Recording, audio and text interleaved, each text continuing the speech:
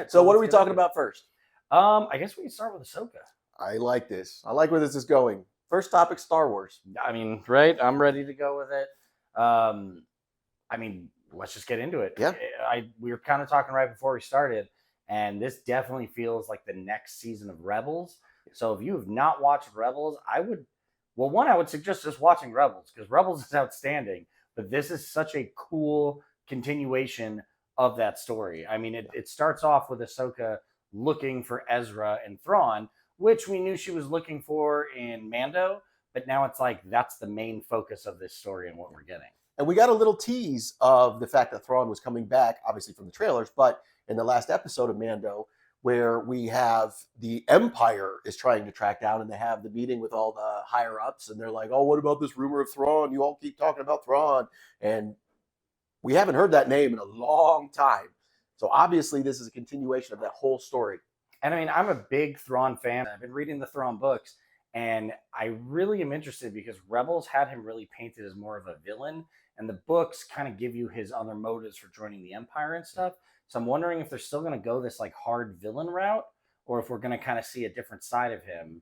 And the other thing I'm really excited for is this finally feels like they're building to things where Luke and that like timeline of events aren't the only thing happening in this giant universe. And one of the nice things, Ray Stevenson mentions it, and it's rest in peace. I'm glad we get this last performance. So do I, but I'm so, like he's so good already. I know he is. And I'm like, no. I know, like, and obviously we don't even know what happens to his character, but we're like, but he makes mention. No spoiler here, but he makes mention there's so few Jedi left, and it's like, oh wow, as far as we knew, there was Luke, and then Ahsoka's not really a Jedi, but okay.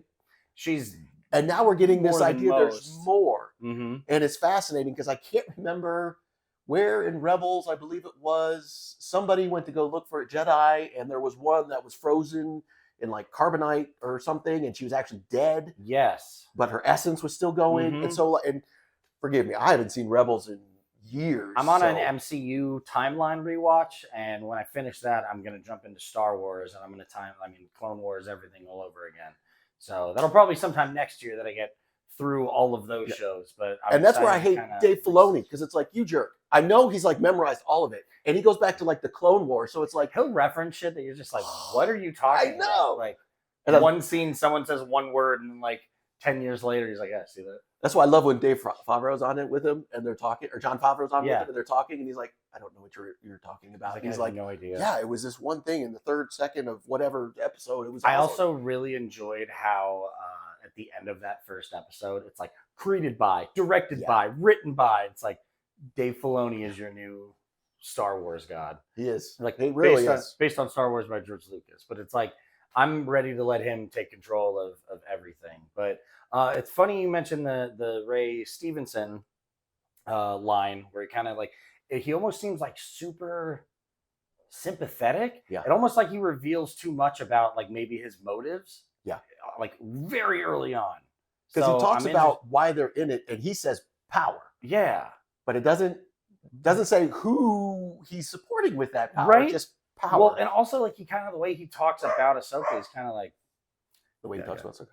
But it's kind of like the way he talks about Ahsoka. It's like he's almost like, do we really have to? Yeah. Like, I really like she's still a Jedi. Like he seems like reminiscent of like the Jedi being in power. And that's where, what is this group, this duo, now trio in the third one? Sorry, there are some spoilers here. What are these? And I've heard rumblings, and I don't know if I believe them or not, because Star Wars nerds can be the worst, is that this might be the introduction of the Knights of Ren. This would take place after Return of the Jedi. So I'm not sure about that, because if they are pulling from all continuity now, the Star Wars comics are active continuity now. So like Luke getting a different lightsaber and all that stuff are things that have actually happened, but they appear in the Kylo Ren. Well, no, they appear in the Crimson Reign book, which takes place after Empire. Interesting. So maybe this is a variation of that, because they were in the Kylo Ren comic, and we see them with Luke challenging them Yes. with Yes. Kylo as a young Padawan. Padawan. Yeah. So they are now. What was? Oh man, what's her name in Solo? Corinne. Yeah, They worked for her during Crimson the Dawn. bounty hunting or the War of the Bounty Hunters. So they do exist, but what I was wondering was I felt like their sabers were purposely not as red as they Yeah. usually are, and now that that's the new continuity that they have to like bleed the crystal, what does that mean for where they're at? Yeah. I don't know. It's And that's really where good we stuff. talked about off screen. It's like, if you aren't the biggest Star Wars nerd, I don't know how you're watching this stuff. And I do feel bad that, and if you're coming into Ahsoka fresh and you're like, oh, my boyfriend or my girlfriend wanted me to watch this, and you're like, what is going I on? don't feel like it's a casual watch. Like, No. I feel like you could have base knowledge of Star Wars and casually watch Kenobi, but this is very much like you've been reading for a while. You've been doing your study for a while before you just dive into what Literally, Ahsoka's showing. none of these characters, I'm going through my mind, have shown up in a movie other than a brief cameo that I can think of in Rogue One, where there was in the background they had Did Chopper? Didn't they have yes. Chopper for like a quick second? And then in Rise of Skywalker, the ship, I can't remember the name, was it? The Ghost? Yeah, was in the background. Is it? Is it in the final battle? Yeah. Which is interesting too, because I don't know if they had this planned out already, but the voice of Ahsoka from the Clone Wars does one of the voices when Rey's like channeling all the power. So a lot of people are like, oh god, she's got to be dead, but I guess that doesn't necessarily mean that. So I don't know. Yeah, that's hard. I did like when Freddie Prinze Jr. as Kanan did it. I'm actually really hoping for like the secret cameo of Ahsoka is that we get Freddie Prinze as a live action Kanan. That would be outstanding. That is what I'm holding out for this entire. I think that was one of the early moments. Like, there are some amazing things in the Clone Wars animation series, but Rebels just had this moment, and if you haven't seen it, it's going to break your heart. Oh man, that was break your heart when Kanan makes the ultimate sacrifice, and you're like, you know what's worse is like after you have to live with that, they then spend like a full story arc trying to go back to that moment to change it. Yeah. And it's like you just have to relive it over and over and over and over again. Thanks, and it Dave. Was right. It was like that's like Futurama levels of hurt with the dog Seymour. But I mean, honestly, how cool is it that now we have like all the Star Wars stuff to talk about? We didn't have it the last time we got together. No, and that's like they're making a new film, and we'll get one a year, and we'll be happy with what we get. And that's what makes me mad about Star Wars nerds. It's like, calm down. You might not love everything. Stop hating everything. Like, I get people are like, oh, I didn't like the new trilogy. It's like, I'm an old man. I remember that about the prequels. And now the prequels are good. People like them. And it's like, okay.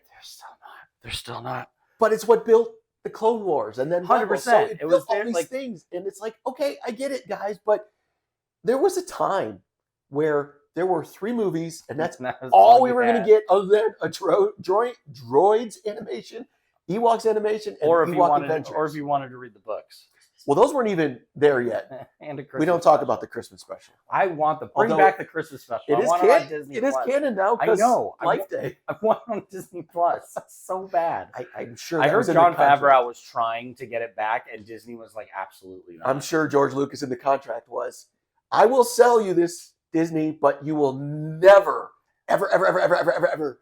We're only hurting ourselves by not letting. Have you seen it? Yeah. Oh no, that is hurting yourself. No, it's good for what it is. I wish all these Star Wars haters would watch that and then be like, oh yeah, Rise of Skywalker was genius. Well, it's funny because like everyone, I know like a lot of people were hating on some of that stuff, and like it's weird. I will just like shit on the DCU at every turn because I just watched Flash. Maybe we can talk about that in a minute. Sure. That was god awful. But with Marvel and Star Wars specifically, I feel like it's like pizza. Even when it's not good, it's still pretty good. Yeah. And I've been wanting a universe like this since I was a kid. Yeah. So of all these other people feeling like burnout from Star Wars shows and Marvel shows and all this other stuff, I'm here till the wheels fall off. Like I am enjoying every show, every movie, every comic. Like I'm here for all of it until it just crashes and burns. Well, and like you said, they're making all these things, not all these things, but a lot of these things that were non-canon when Disney bought it, and they're pulling out the best parts of that, like Thrawn, and Yeah. making it canon. But then there's also references like everybody's like, well, how'd the Emperor come back? It's like, dude, if you ever read Dark Empire, which is Well, a I was comic gonna say, book back wasn't in that the a day, whole thing where he was a bad, like he came back? yep, That was technically continuity for like 30, 40 years. yeah, and he knew how to clone. They're the ones that got the clone army, the whole clone war. So it's almost as if they're pulling from the things that existed and Yeah. implementing them in this, but because it's the mainstream continuity of it, everyone gets super pissed off about it. And If it stayed a book, everyone would be like, that's fine. where in Rise of Skywalker, Rey healed that snake thing and then healed Kylo Ren. Yeah. Oh, how could she do that? It's like, yeah, but if you go back and watch A New Hope, the very first movie that was released, you see Obi-Wan touch Luke's skull after he banged it and Yeah. unconscious. Yeah. He healed him. I know. And it's like, see, it was there the whole time. We just didn't interpret it that way. And I love how they're just mining this old films and bring them back and making Well, this they're interesting. taking the things that made sense and trying to put them in, Yeah. or at least were cool, maybe not made sense or whatever, but trying to implement them in ways that make sense in the new continuity. So you're still keeping what was there without just writing over everything. So back to Jimmy Loves Everything. Have you read High Republic? The new books and stuff, but the tackles the old So generation. I've read the comics. I have 2 of the books that I have not read yet because I'm still reading the current Thrawn or the latest Thrawn trilogy. Awesome. There's like 6 of canon Thrawn books, and they deal with the Yes.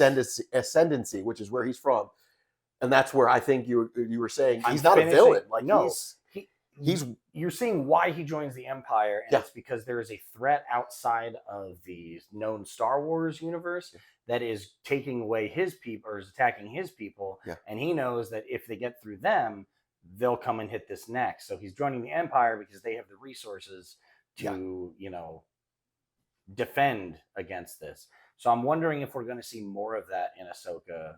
I would love to see that because I love the characters in the Thrawn series. The other, there's like they have one dude from the Empire, I can't remember his name, that joins the Ascendancy, and there's this awkward sort of fish out of water now because he is with the aliens, whereas the first series showed Thrawn with the Empire, so Thrawn was the fish out of water with Yeah. the aliens. And this great juxtaposition. There's one story where Thrawn worked with Anakin Skywalker. That's the second book, and it's so cool and it's Yeah. so good, and it's also because it's his adventure with Anakin and Padme, and then it's him going on a mission from the Empire with Vader, and him realizing that that's the same person, and it's such a good story because you also get to see both sides of Anakin again. And there's this amazing, and this happened in Rebels a little bit, where nobody knows Anakin is Vader. Yeah. Anakin died, as far as everybody knows. They don't And it know really that. isn't until Ahsoka Caught on. with the helmet, and then when Thrawn goes on this mission, it's not known that Anakin is Vader. And No. in fact, Vader talks about Anakin's dead. yeah, as if it's a different second person. I mean, the way Obi-Wan talks about him at the beginning of Yeah. New Hope, like Yeah. this is not your father. Your father was killed by Vader, and it's like, well, he's not wrong. From a certain point of view. I like how they explain that. Yeah. Anyway, there's a lot of Star Wars, guys. If you don't like one thing, fine, skip over it, go to the next. Doesn't matter. You don't need to be negative about it. There's a ton of things for everybody. Yes. But Brandon still hates everything. Jimmy loves everything but Prometheus.